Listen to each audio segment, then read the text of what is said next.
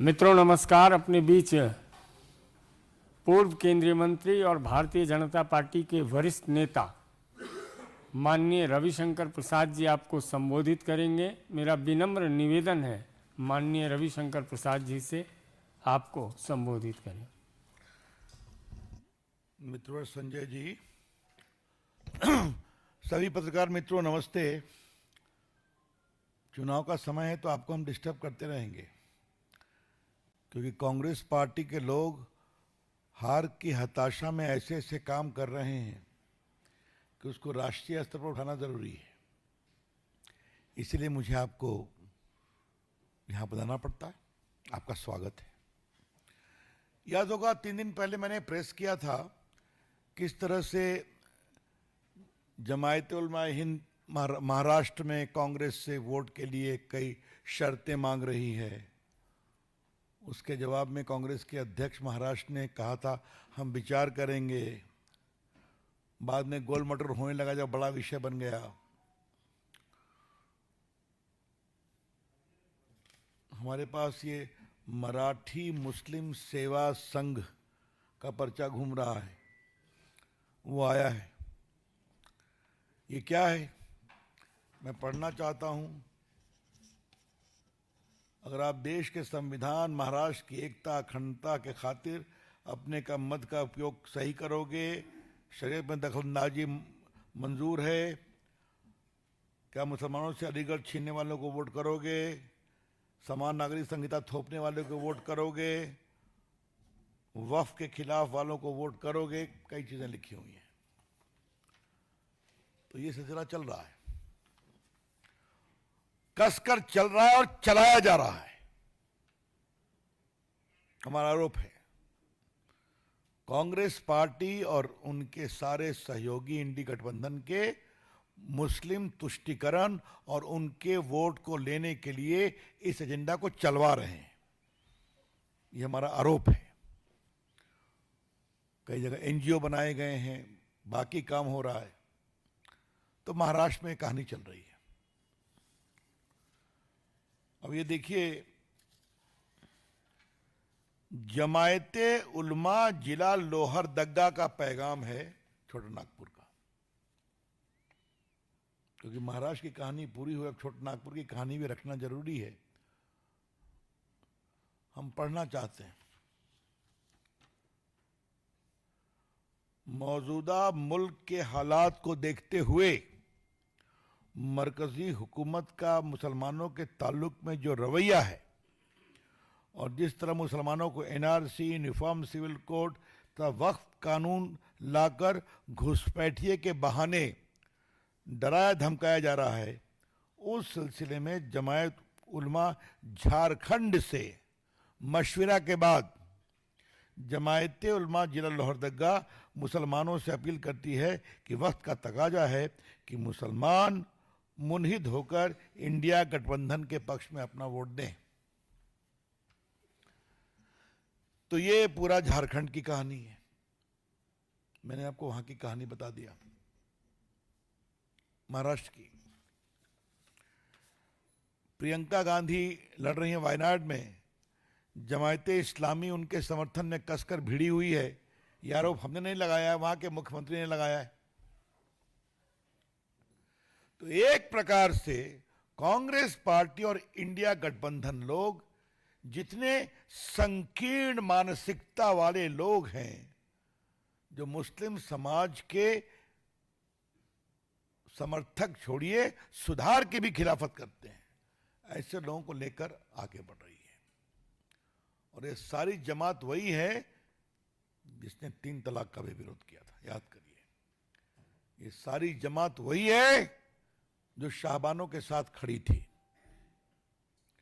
और आज इतने साल होने के बाद भी कांग्रेस पार्टी कुछ नहीं न समझती है न सुधरती है।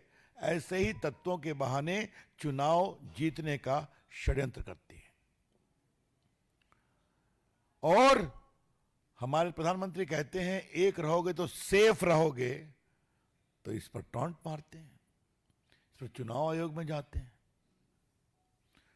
एकता पर परेशानी है, लेकिन देश को तोड़ने वाली ताकतों का खुला समर्थन लेने का षड्यंत्र चल रहा है। ये है कांग्रेस पार्टी और उनके इंडिया गठबंधन की सच्चाई।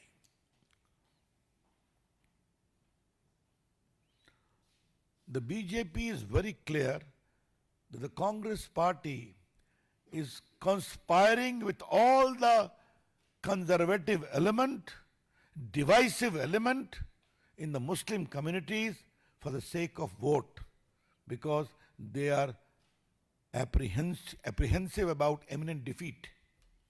हार सामने दिखाई पड़ रही है, इसलिए ये हो रहा है। मित्रों, एक और बड़ा सवाल है, कुछ आपको हम इतिहास में जानना चाहते हैं। आपको याद होगा रंगनाथन कमीशन आया था मनमोहन सिंह के समय में जब प्रधानमंत्री थे, सच्चर कमीशन आया था। आज हम बीजेपी के राष्ट्रीय मंच से एक बड़ा सवाल उठाना चाहते हैं। ओबीसी में जो जेन्युइन ओबीसी का हिस्सा है, तो एक प्रकार से तो आप उसका हक मारते हैं।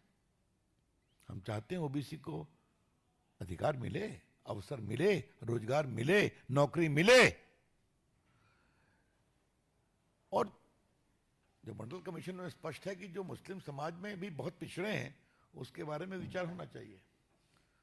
लेकिन जिस तरीके से उनकी राजनीति चल रही है, तो वो गरीब ओबीसी के अधिकारों को छीनने की कोशिश कर रहे हैं ताकि मुसलमानों को मिले,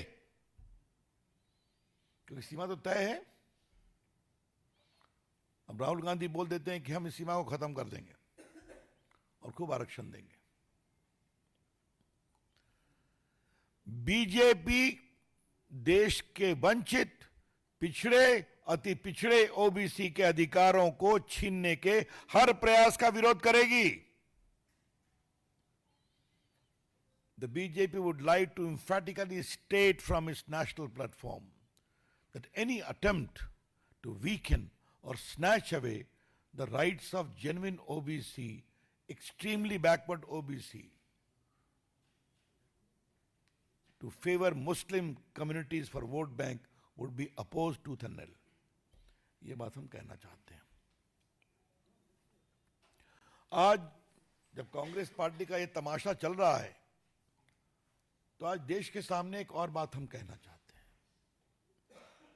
और ये मैं आप लोगों से बहुत विनम्रता से आग्रह करूंगा इस विषय को विस्तार से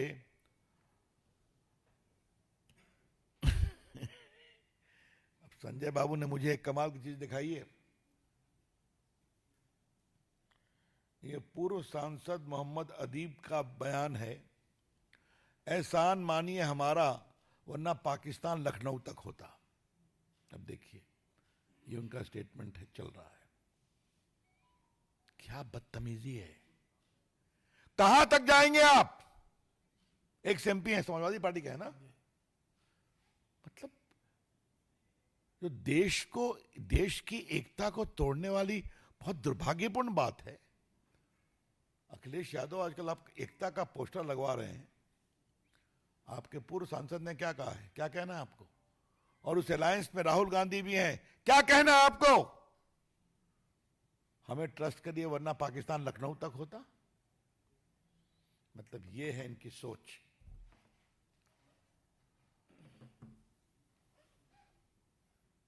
मैं तो मांग करूंगा कि इनके खिलाफ पुलिस में केस होना चाहिए और कार्रवाई होनी चाहिए, जो भारत को तोड़ने की बात करते हैं। एक बात जो मुझे और बड़ी महत्वपूर्ण उठानी है, और आज का समय है, राहुल गांधी ने कहते हैं कि हम बिल्कुल सीमा खत्म कर देंगे रिजर्वेशन की, और उनके पूरे मैनिफेस्टो में माइनॉरिटीज लिखा हुआ है। कांग्रेस पार्टी साफ साफ बताए,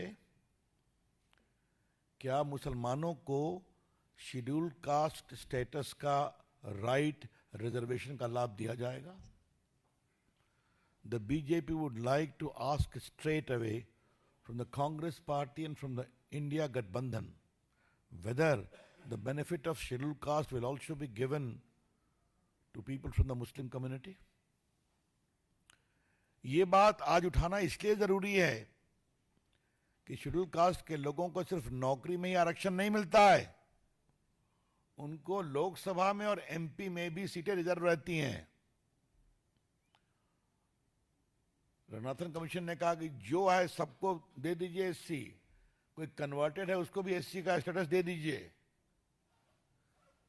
आपको मालूम है कि शेड्यूल कास्ट ऑर्डर है 1950, उसमें लिखा हुआ है कि the benefit of schedule caste reservation shall be available only to Hindus, और बाद में उसमें बुद्धिस्ट और सिख को जोड़ा गया क्योंकि व्यापक परिधि में वो आते हैं। इसका कारण क्या था? हमेशा समझिए, हमारे आदिवासी भाइयों को रिजर्वेशन दिया गया उनको जंगल से शहर में लाने के लिए, वो पढ़े लिखे आगे बढ़े, और हमारे शेड्यूल कास्ट के लोगों को जो सैकड़ों वर्षों से उनके साथ विभेद किया गया, अपमानित किया गया, डिस्क्रिमिनेट किया गया, उसके मुआवजे के रूप में यह दिया गया है। इसीलिए उसमें हिंदू लिखा हुआ है। क्या अब आप सबको देंगे? बीजेपी शेड्यूल कास्ट में हिंदुओं के पक्ष में जो आरक्षण है उसको छीनने का प्रयास किया जाएगा, इसका पूरा विरोध करेगी।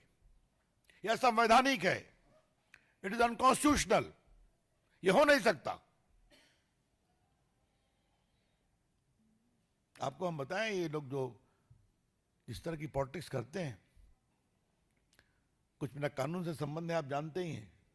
एक सुप्रीम कोर्ट का बड़ा फेमस केस है, Soosai versus state of Tamil Nadu. ध्यान आया, हमने कहा चर्चा कर दूं। उसमें एक शेड्यूल कास्ट के सज्जन कन्वर्ट कर गए क्रिश्चियनिटी में और रेलवे की बड़ी नौकरी ले लिया रिजर्व कोटा से। उसको चैलेंज किया गया, वो हार गए मद्रास हाई कोर्ट में, फिर सुप्रीम कोर्ट आया। सुप्रीम कोर्ट का शायद 86 का जजमेंट है, बहुत बड़ी बात कही सुप्रीम कोर्ट ने। जब तक आप ये स्थापित नहीं करिएगा कि कन्वर्ट होने के बाद भी आप उन्हीं डिसेबिलिटी से सफर कर रहे हैं जो आप हिंदू समाज में सफर करते थे, तब तक आपको आरक्षण का लाभ नहीं मिलेगा। ये देश का कानून है। और राहुल गांधी कह रहे हैं कि हम सबको आरक्षण देंगे।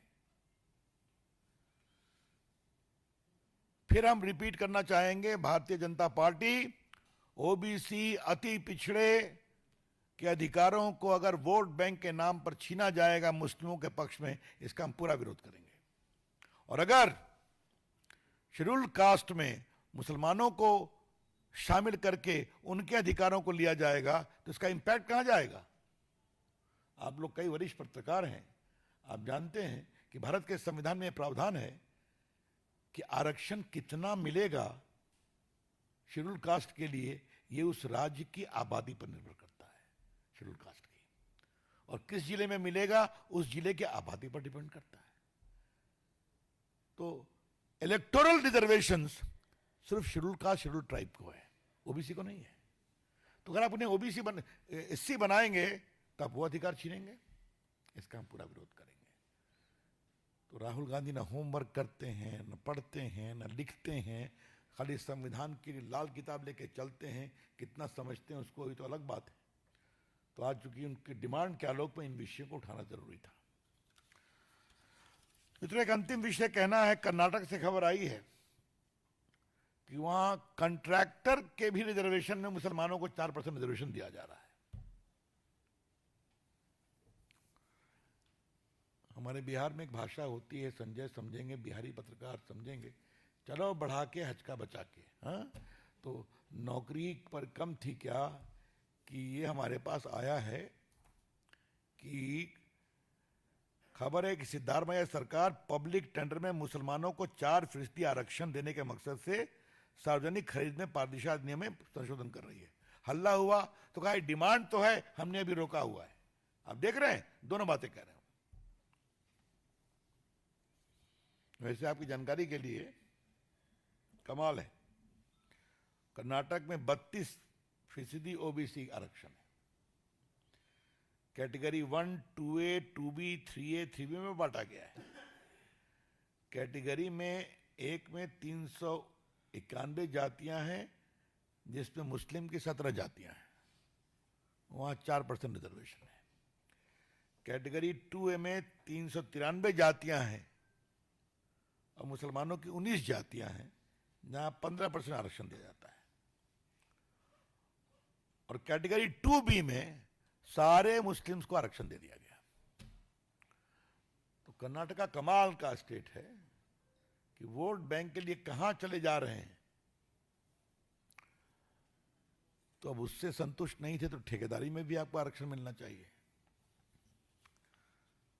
ये सारा काम देश को तोड़ने का हो रहा है वोट बैंक के नाम पर। The BJP would like to emphatically say that all this be done to weaken the country, to divide the country, just for vote bank politics. और जो कॉन्स्टिट्यूशन के उद्देश्य हैं उसको कमजोर करने की बात कर रहे हैं और कहते हैं संविधान बचाने के लिए। यूनिफॉर्म सिविल कोड आर्टिकल 44 में आता है, वुमेन एम्पावरमेंट आर्टिकल 15 में आता है, 3 तलाक उसमें आता है। ये सारी बातें संविधान के अंतर्गत में है। तो इसीलिए हमारे प्रधानमंत्री का जो नारा है, एक रहोगे तो सेफ रहोगे, ये और प्रासंगिक है। एक रहोगे तो सेफ रहोगे, ये बहुत जरूरी है। ऐसे ही विघटनकारी तत्वों जो वोट बैंक के लिए किसी सीमा तक नहीं जा सकते, चले जाते हैं।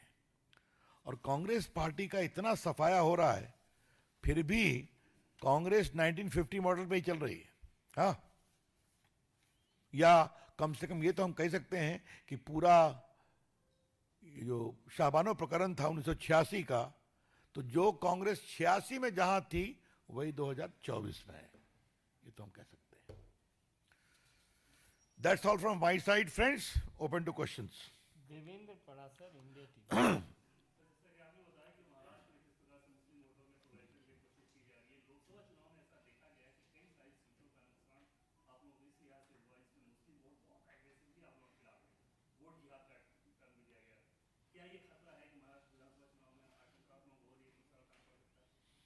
देखिए, सवाल आशंका का नहीं है। चुनाव तो आते हैं और जाते हैं, सवाल देश की एकता का है, सवाल देश की सुरक्षा का है।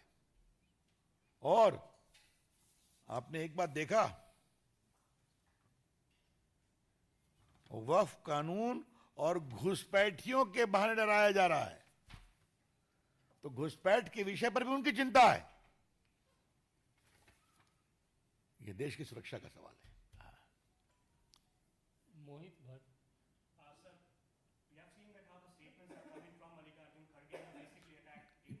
That is पुलिस विषय पर। हाँ, आमोद राय।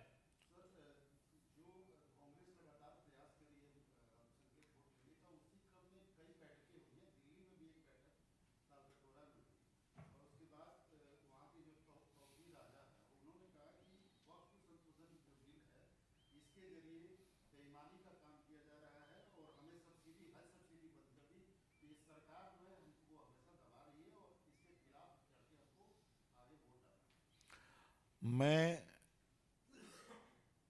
उनका नाम नहीं लूंगा। ऐसे लोगों को भाजपा के राष्ट्रीय मंच से सम्मान नहीं देना चाहता हूं। वहां के लोकल लोग हैं, जवाब देंगे उसका। हाँ, शैलेंद्र।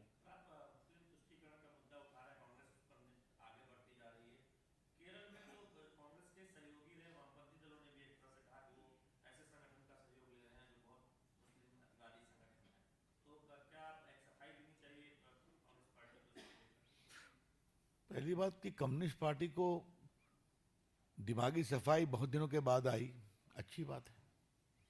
पहले आती तो बात समझ में आती। उन्होंने भी वोट बैंक के लिए किसी सीमा तक वोट बैंक की पॉलिटिक्स की है, आपको मालूम है ना। वैसे कांग्रेस पार्टी तो मुस्लिम लीग की एलाइज रही है ना, आपको पता है ना। कांग्रेस पार्टी का मुस्लिम लीग के साथ बाकायदे अलायंस रहा है। कर्नाटक के चुनाव में पीएफआई के साथ किसने अलायंस किया था? इसी मंच से हम लोगों ने इस विषय को उठाया था, आपको याद होगा। तो ये वोट के लिए वो किसी सीमा तक जा सकते हैं, ये हम कहना चाहते हैं। मनोज्ञा लोईवाल, एबीपी। कांग्रेस के महाराष्ट्र के प्रदेश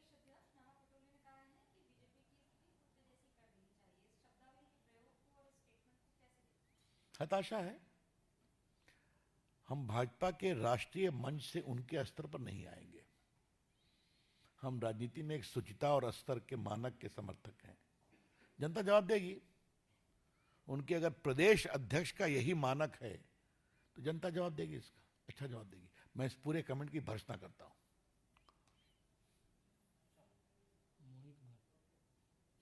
tell me.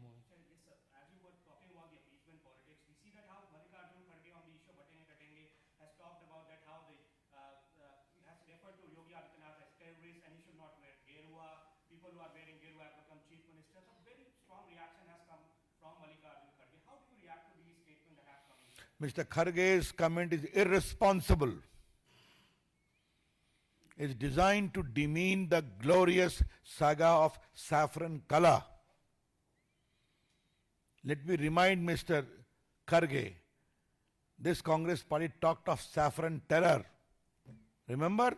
Rahul Gandhi even mentioned the same to an American delegation. And the same thing Mr. Kharge is commenting again. I remember I had raised this issue from 11 Ashok Road, in a big way. And the Congress party had to clarify that we respect the saffron color and the tradition of saffron. Kharge साहब, भारत के तिरंगा में भी saffron है। खरगे साहब, महाभारत के युद्ध में अर्जुन जिस रथ पे थे, जिसके सारथी भगवान कृष्ण थे, वो भी सैफरन था। खरगे साहब, भारत के तमाम बड़े मंदिर जो हैं उसके ऊपर सैफरन झंडा पड़ता है। यह है सैफरन की परंपरा। अब आप समझेंगे तब ना। बहुत ही शर्मनाक बयान है योगी जी के बारे में। योगी जी एक संत हैं, जनता के वोट से आए हैं, उनकी कृपा से नहीं आए। दुर्भाग्यपूर्ण है, शर्मनाक है और हम भर्त्सना करते हैं। और कोई प्रश्न? Ravi ji, enforcement directorate in various states in West Bengal sir, Mallikarjun खड़गे झारखंड में कल थे, उन्होंने एक स्टेटमेंट दिया। मंच से उन्होंने कहा कि देश की आजादी में आरएसएस और बीजेपी का कोई योगदान नहीं रहा है। जब महात्मा गांधी जी भारत छोड़ो आंदोलन कर रहे थे तो आरएसएस के लोग अंग्रेजों की नौकरी कर रहे थे। ऐसा है, ये इतना घिसा पिटा पुराना राग है कि इसका कई बार जवाब दिया गया है। खरगे साहब, अनुशीलन समिति का नाम सुना है आपने? क्रांतिकारियों की एक बहुत बड़ी समिति थी, उसमें डॉक्टर हेडगेवार मेंबर थे ना, जब वो मेडिकल पढ़ रहे थे कलकत्ता में। और खरगे साहब, प्रणब मुखर्जी तो एक बहुत बड़े नेता आपकी पार्टी के थे ना, भारत के राष्ट्रपति थे ना। वो गए थे ना संघ के विजयदशमी कार्यक्रम में, और उस मकान में भी गए थे जहां डॉक्टर हेडगेवार का जन्म हुआ था। खरगे साहब, आपको याद कराता हूं, उन्होंने लिखा डायरी में, आई salute a great son of India doctor Hedgewar. तो ये सर्टिफिकेट प्रणब बाबू ने दिया। थोड़ा पढ़ा करिए खरगे साहब। जो राहुल गांधी के बारे में बोलता हूं, मैं आपके बारे में बोलना नहीं चाहता हूं, लेकिन थोड़ा नया रिकॉर्डिंग पे जाइए। और कोई प्रश्न? एक मिनट अरुण जी, आपके प्रश्न के No. On ED, I have no comment to offer. You know, on ED issues, they have got their spokesperson who give comments.